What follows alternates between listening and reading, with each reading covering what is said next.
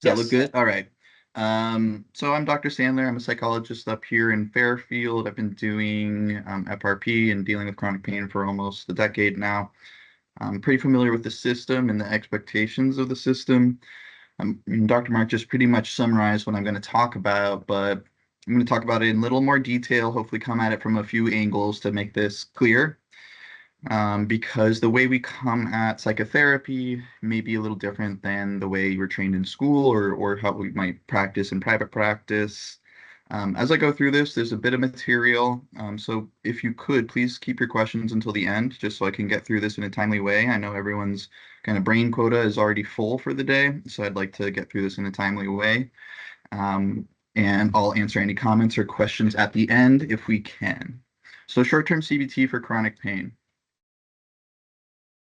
Goal of this presentation is basically there are two issues. The first one that we've identified is basically recognizing and addressing the subtle psychosocial barriers to FRP eligibility in patients who may not present with traditional psychopathology, which is to say, if patients don't present with obvious depression, obvious anxiety, what are the actual psychological and social barriers that prevent them from living their lives and that you can work on clinically. And then secondly, just what are you supposed to be doing in short-term CBT?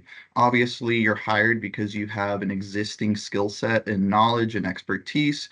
However, we all work in a very specific context of chronic pain and workers' compensation. There are certain expectations and certain focuses that we should have. So using the 6 sessions effectively, specifically to target return to work and the various factors that affect returning to work. And the most important that we know of are fear avoidance behaviors and beliefs, as well as other functional barriers that may not show up like traditional psychopathology. So just to address the first one, recognizing and addressing the more subtle psychological barriers to FRP eligibility. As Mark was saying, many patients are referred for psych evals or intakes, but it seems many clinicians are doing these initial intakes, these initial evals, basically saying there's nothing wrong, there's nothing to work on, they're basically okay, and referring them back to the PTP, their regular physician.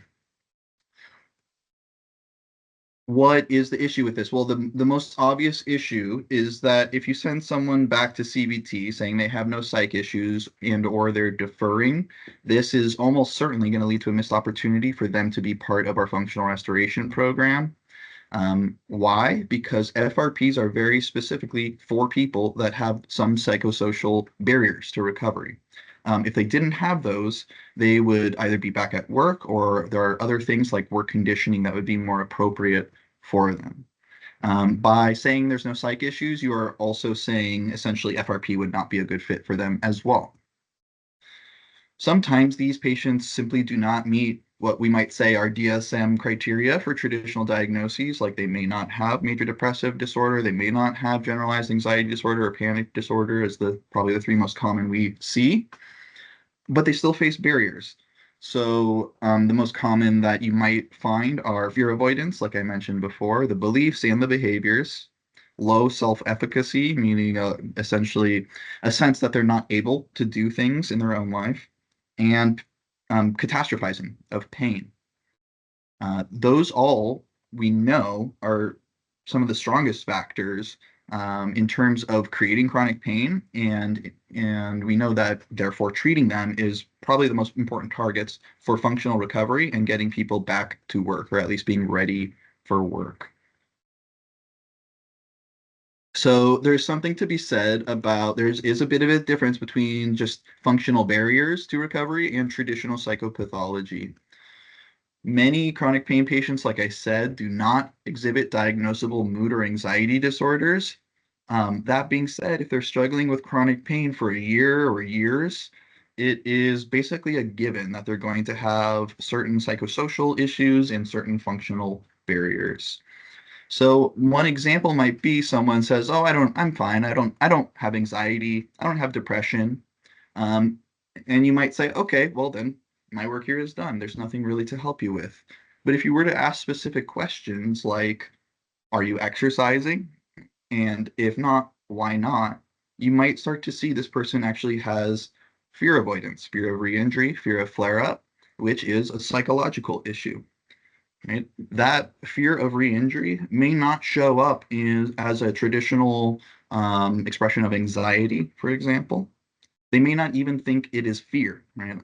In my experience, patients don't feel fear avoidance as if it's fear. They just think it's a reasonable response to their pain. Right? That is still a very important barrier for them to recover and a very appropriate target for your treatment.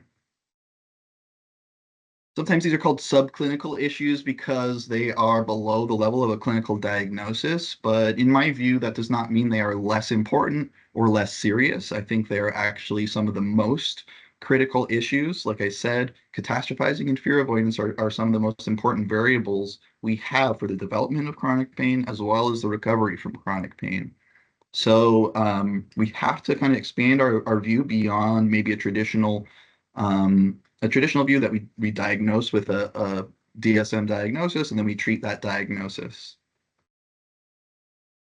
Those subclinical issues like fear avoidance and catastrophizing, identifying those early on will improve treatment recommendations. It probably will improve the way in which you treat patients and the way they respond.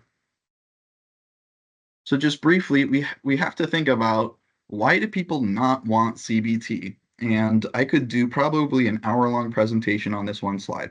There are so many reasons. But just to go very quickly through some very common ones, many patients think there is just a physical cause, right? My pain is physical. How dare you suggest it's all in my head? Or I'm fine. What I really need is surgery or pills. I think we've all encountered this. If you've worked here more than a day or two, you've probably encountered this. As we know, there's a stigma around mental health. Many people think that we're shrinks or some other pejorative term. Many people have said their pain is exaggerated or in their head, and they are associating us with that stigma. That if they're seeing us, that must mean we think they're crazy or we think they're making it up. Obviously, that's not true, but many people carry this belief and therefore see it as an insult that mental health services have been requested for them. Many patients say they don't want to make these lifestyle changes that we talk about. They just want relief of their symptoms. They want physical relief. And they'll say, how is changing my thoughts going to help me with my pain? How is learning to relax going to help me with my pain? I have pain and I want relief. Right? These are all, reasonable concerns, very common, but it makes sense why a clinician hearing this might feel a little desire to be like, yeah, you're right. Maybe I'll send you back to the doctor and we'll see what we can do. More subtly, I would say unconsciously, many patients fear facing the truth, facing painful emotions, facing reality, being accepting of their actual experience and their thoughts. That is very painful. So many people unconsciously will avoid this, some people consciously, of course. But psychotherapy involves exploring thoughts and behaviors that influence pain, and you're going to broach some uncomfortable topics. There's often trauma related to pain, even if you don't go deep into that. They don't want to talk about it at all sometimes. They prefer to avoid it. And then finally, many patients have very low expectations for improvement. Obviously, if they're seeing you, a lot of other treatments have already not worked for them. And then compounding that with the things I just mentioned, it's a much less likely chance for someone to walk into psychotherapy and really have high hopes it's going to help them with their pain. There's not a lot of education about this. There's not a lot of people explaining why psychotherapy would help. So it's no wonder that people have low expectations, but they might feel hopeless, might feel skeptical, um, and therefore communicate that in various ways. So what do we do about that, about the people not wanting CBT? Well, first of all, you have to be aware of all the things I just said, that those are a reality for a lot of our patients, and you have to work with that. You have to have responses for those types of issues, and you have to, somewhere in yourself, know that there are things you can work on and help these patients with. You have to be able to recognize why they might be resistant to psychotherapy. You have to understand the stigma of mental health. And you want to be able to address all these concerns very openly, very directly, very respectfully, and confidently explain that you believe they still can benefit from treatment. So you might want to adapt, reframe. Sometimes the language we use to describe things could improve or be adapted to the patient themselves. One example I mentioned a little bit later is instead of like, psychosocial issues or psychopathology, you might just talk about barriers to their functionality, right? These issues with sleep and stress. These are things that pretty much everyone is willing to admit to, rather than talking in clinical terms that might scare some people off. Either way, you have to suss that out based on your rapport, based on your skill, build patient comfort with you, but do it in a way that's truthful and honest. You don't want to give them misconceptions about pain or about mental health treatment. Avoid collusion with avoidance. Do not collude with avoidance. So the patient's desire to sidestep psychotherapy, as we know, there's many reasons for patients to be resistant. Many of them are valid and make a lot of sense. That being said, we cannot collude with avoidance. Honestly, the number one issue of people with chronic pain is avoidance of various kinds. Avoidance of activity, avoidance of other people, avoidance of treatment. So we can't be colluding with that. When we send patients back after a single session, and basically say there's nothing to help them with, there is a chance that we are on some level colluding with that avoidance. Their avoidance of looking at unpleasant thoughts and feelings, their avoidance of wanting to change lifestyle things day by day rather than hoping for a doctor to fix them. All these things can be reinforced by not treating patients. Of course, we want to promote empowerment and active participation, excuse me. We want to encourage patients to view psychotherapy as an empowering approach that gives them control over their pain experience, gives them choice, you might say, rather than just being reactive, and not having any ability to live your life as you want to. You may want to shift your focus from eliminating symptoms to improving function and resilience, right? So when we are not dealing with a diagnosable psychopathology, we should probably be shifting from symptom reduction to improving their function. Improving their function means making them more active, making them better able to deal with difficulties through mental resilience, and so on and so forth. Balance, validation, and challenge. Of course, every mental health clinician knows this. We have to validate our patients, but we can't collude with them. So we need to challenge them in an empathic way, in a way we're confident is for their health, for their benefit.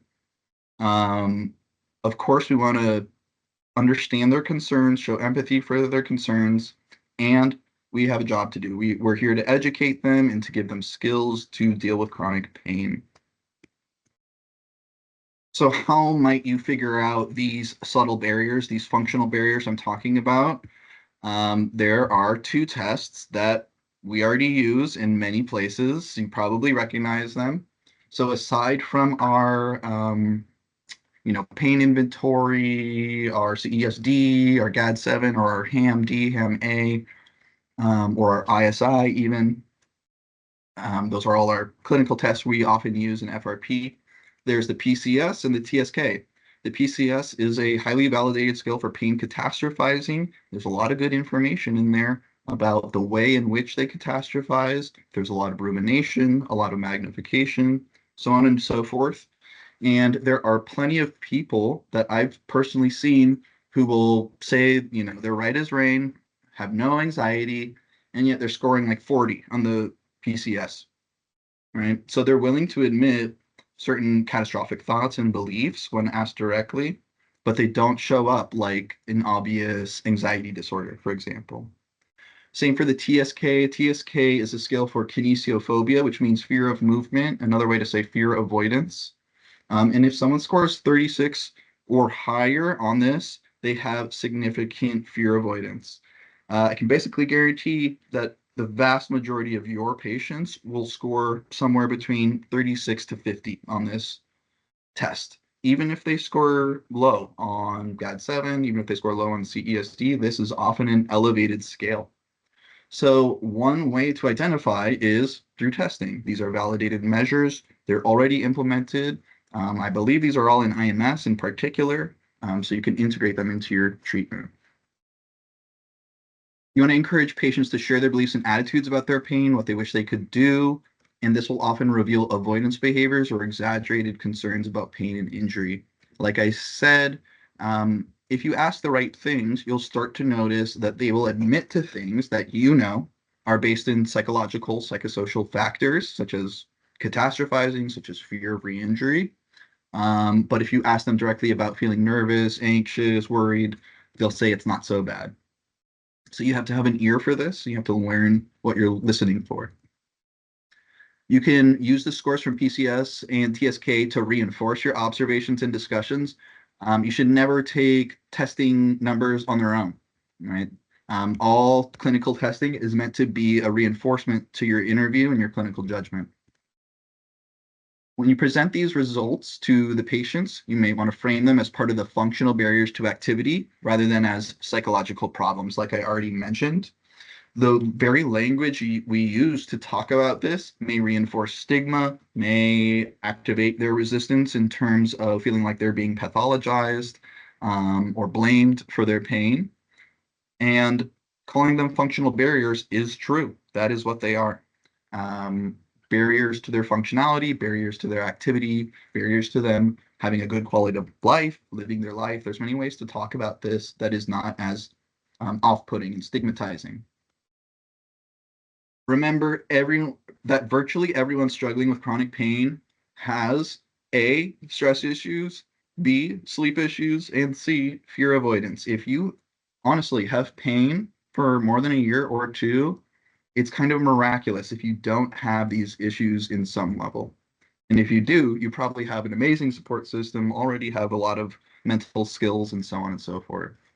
Remember that these issues may not show up like depression or anxiety or PTSD or some obvious diagnosis, but they can absolutely affect the patient's quality of life. There are many patients I see in FRP where their initial numbers seem very low. Their psych numbers seem very low, which is good, right? Low symptoms. However, they are they have a life that they feel like is basically nothing, right? They're barely living. So how is that possible? It's because things like fear avoidance are just as important as traditional psychopathology in our work. So Dr. Mark mentioned this, but there are problems with sending patients back to the PTP without treatment. When clinicians conclude that chronic pain patient has no psych issues and refer them back to their PTP, it creates barriers to FRP access, like I mentioned. FRP requires patients to exhaust conservative care before they're eligible, and that includes psychotherapy. Like I was just mentioning, it is actually common to see fairly low psych scores at the initial evaluation or the MDE, but often as the patient progresses through the program, they hopefully are gaining knowledge and awareness about their psychosocial issues. Some people do not realize that what they're thinking and feeling is depression. Some people do not realize those uncomfortable feelings in their body and those racing thoughts at night are anxiety. And once they learn that, they answer these questionnaires differently. So it's pretty common to see psych scores rise at mid-session. There's even something in the MTUS guidelines mentioning that this is common for numbers to go get a little worse at first. And that's because people are coming to terms with the reality of their suffering. It also demonstrates that patients have hidden psychopathology that remains untreated, right? Just because their self-report is low and then suddenly in 2 or 3 weeks it's moderate or severe, there's like, believe me, there's no chance that they suddenly develop these psychopathologies in the middle of FRP. It just wouldn't make sense. What does make sense is they're coming into more awareness of something that already existed and was not acknowledged or treated and was therefore affecting them in ways that they didn't understand. Right? If you're depressed and you don't know it, it's still going to affect your life. So it's very important to understand that CBT itself is actually helpful preparation for FRP. It's FRP. Brief CBT before FRP can enhance your outcomes by priming those patients to more effectively engage with the content. Some people say, oh, it's all the same stuff. Well, guess what? Best way to teach things is to repeat it and repeat it in different ways in different contexts. There really is not an infinite amount of information we need to give patients. There's a few core aspects that's represented in our curriculum. And by broaching some of those topics first in CBT, they will be much more prepared to understand them and apply them in FRP, and they may understand them on a more advanced level the second time they approach that content. Also, FRP covers similar topics, but brief CBT helps patients begin addressing the barriers sooner. So if you have a really bad insomnia issue and you're joining FRP, that might actually, in a way, prevent you from getting the most out of that program. You could already have worked on it for, 6 weeks in psychotherapy and be at a better place to make use of the program, just as one example. And we know just from experience, people who enter FRP and other programs with CBT experience, they generally are better prepared to engage with the demands of the program. They've already started doing a lot of the things we're asking of them, and they tend to be much more knowledgeable about what's expected in that program because the clinicians have time to explain it to them and talk about any misgivings or obstacles they can foresee. That readiness can mean that patients are adopting the FRP concepts much quicker. They are less fearful about physical activity. They have fewer setbacks because you've already gone over flare-up management or gone over fear and avoidance of activity, so on and so forth. In a way, that CBT serves as a stepping stone where we're trying to help the patient begin to understand some basic concepts and skills about chronic pain recovery, and it will basically be amplified in FRP. We're boosting their likelihood of successful rehabilitation and return to work. Remember, that is ultimately our goal, is returning patients to work, to activity and productivity in their life, and not just reducing their symptoms. You can also, like I just mentioned, introduce the structure and goals of FRP and help set clear expectations for them before they join the program. Many times patients are like, oh, what's MDE? Why am I here? Or I'm approved for FRP. What's that? No one's explained it to me, even though clearly someone has. But if you go over this in CBT, they're much more likely to understand it and also to want it. If you believe in the program, they'll feel that and they'll feel more motivated to participate and be more compliant.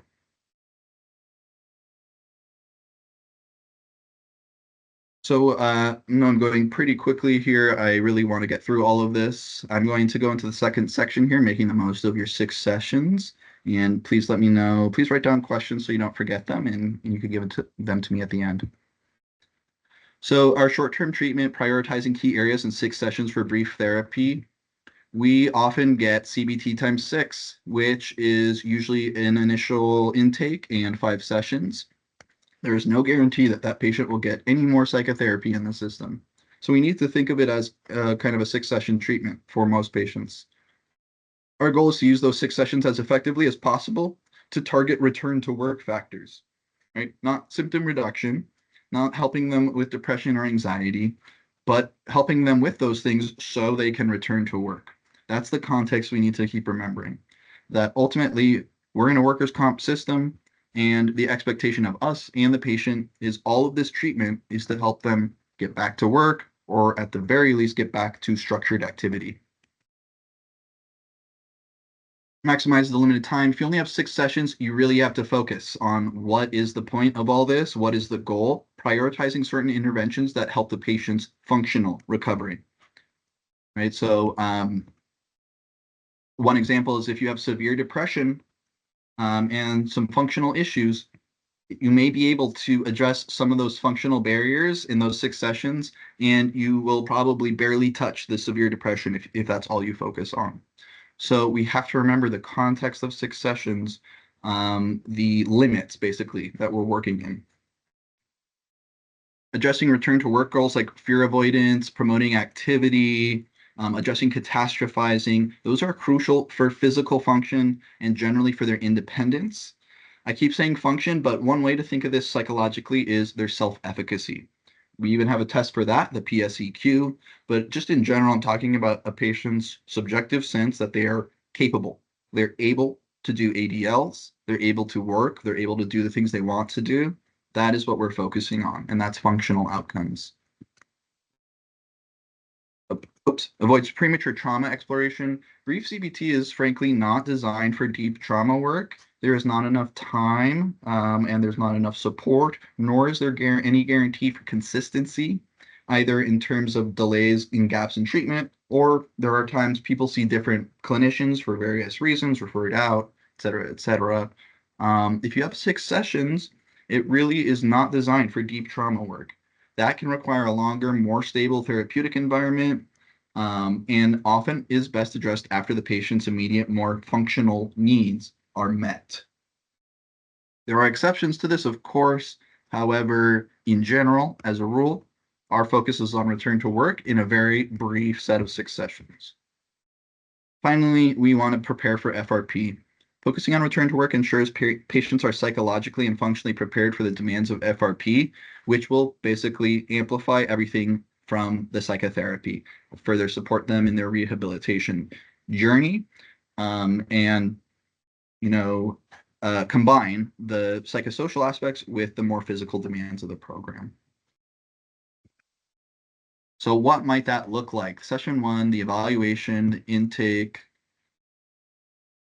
biopsychosocial assessment on the first session is very important.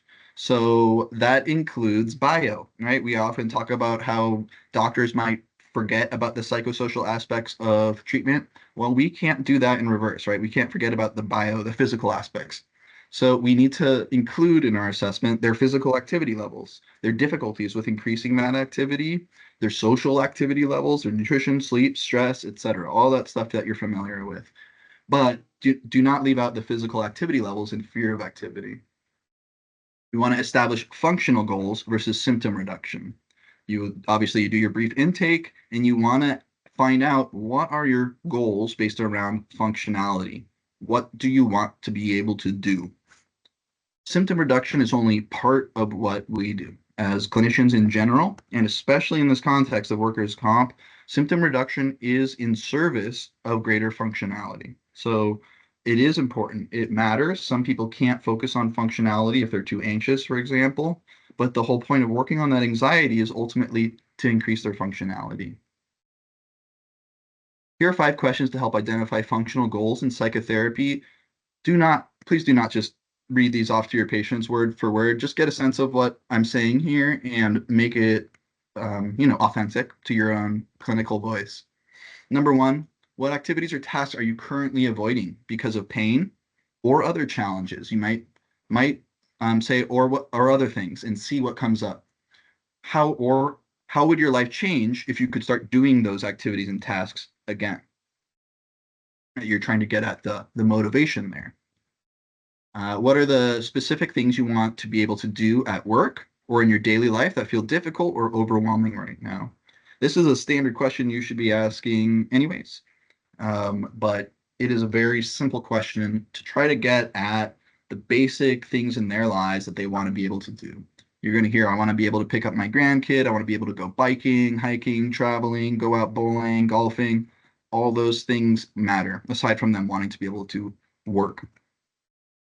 Are there certain relationships or social activities you'd like to engage in more fully? How would improving those areas impact your well-being? Get them thinking about why it's important to think about their relationships and their social activities and work on them, have them as a treatment focus.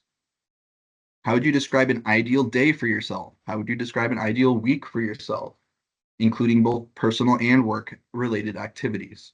There is often a big gap between where people are at and where they hope they would be, right? Where they expect themselves to be if they weren't injured. And trying to close that gap, trying to find out where their real values and motivation are at, it's very helpful for creating a collaborative treatment plan, one that's not just you imposing on them. And then what would you consider a meaningful improvement in your ability to manage your daily responsibilities and hobbies, regardless of your symptoms? Or how would you know you're improving, right? What would it look like if you felt better? How would you know that? Things like this These are just examples to open questions to get patients thinking. You never know how they're going to respond, and obviously you got to go from there. The idea is that asking about their worries, asking about their mood is not sufficient. That is obviously required. It's necessary, but not sufficient, as we might say. You also have to focus specifically on the functional. So you do the biopsychosocial evaluation, you set some treatment goals. You're going to want to focus on around, say, 2 to 4 specific treatment goals that the patient's motivated to address. Collaborative goals are always more successful than those imposed on the patient without their motivation. So the intake should, in part, be finding out where their motivation lies. If they're in pre-contemplation for all of this, they're not really thinking any of this is urgent nor important, it's going to be very difficult to find goals. So you got to find where they light up, where they are, or even get angry, get activated, and try to make goals around that. Most individuals dealing with chronic pain experience at least some level of fear avoidance, stress, sleep disturbance, nutrition, catastrophizing. There's almost always something you can find, in other words. You are going to want to prioritize and target something like 2 to 4 issues, spending about 1 or 2 sessions on each topic. This is the expectation of how people are doing cognitive behavioral therapy in the workers' compensation system.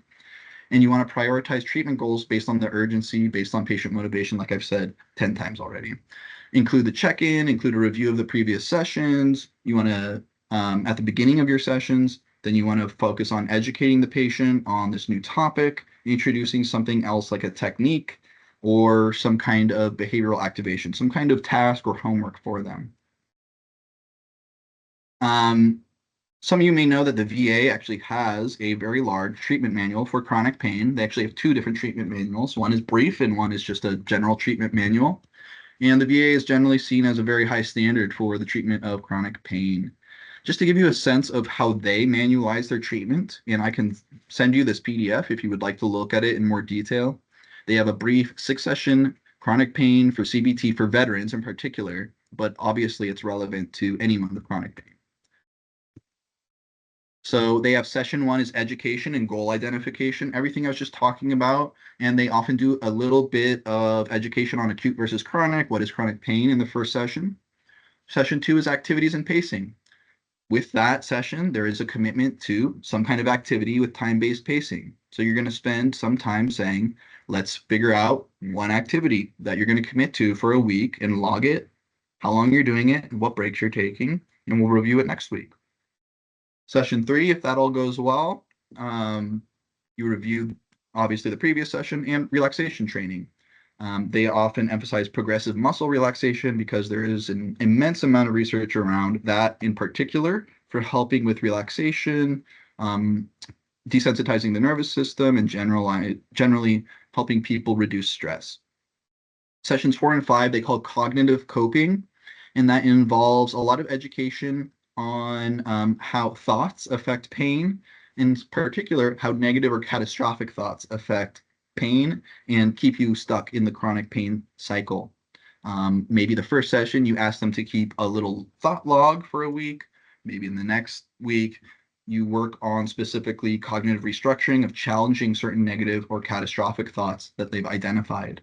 You might even give them the PCS and talk about that, the pain catastrophizing scale I was talking about earlier. Session 6, they have a pain action plan, which is essentially combining some of the skills and knowledge taught, as well as looking to the future. Where do you foresee that you're going to run into trouble? Where are you going to get flare-ups? Where are you going to be upset? And then trying to plan for that. It's very short, very simple. There's actually a lot packed into this for 6 sessions. There's 1, 2, 3, basically 3 or 4 treatment goals here. But this is kind of the standard manualized treatment, and you can get a sense of what is expected by the system from this. Right? It's a lot of education and a lot of skills building. What do you not see in here? You don't see a traditional anxiety disorder treatment plan, and you don't see a traditional depressive disorder treatment plan. Yes, there's elements of it, but this is very focused on pain education and functional recovery.